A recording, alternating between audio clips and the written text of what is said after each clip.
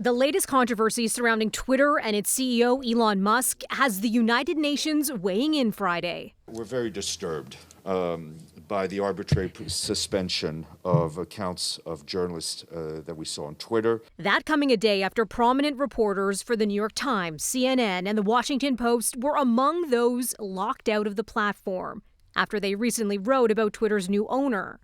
The UN spokesperson says the move sets a dangerous precedent at a time when journalists all over the world are facing censorship and threats. Media voices should not be silenced on a platform that professes to be a space for freedom of speech. Responding to the account suspensions, Musk, who bought Twitter for $44 billion in October and has described himself as a free speech absolutist, well, he's tweeting that rules banning the publishing of personal information applies to all, including journalists, and that criticizing me all day long is totally fine, but doxing my real-time location and endangering my family is not.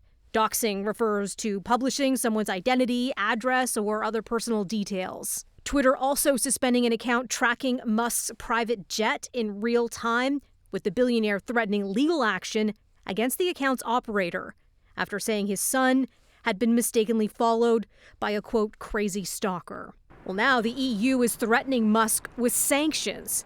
The European Commission's vice president posting Friday, news about arbitrary suspension of journalists on Twitter is worrying. EU's Digital Services Act requires respect of media freedom and fundamental rights. This is reinforced under our Media Freedom Act. Elon Musk should be aware of that. There are red lines and sanctions soon. There's backlash from news organizations, and they're asking Musk to explain his decision. As for how long the suspensions could last, well, Musk actually putting that question out to his 120 million plus followers, saying should the accounts be unsuspended now or in 7 days. Now, this poll was his second go at that question going out to his followers. The first one, he said he scrapped it, saying there were too many options for people to choose from.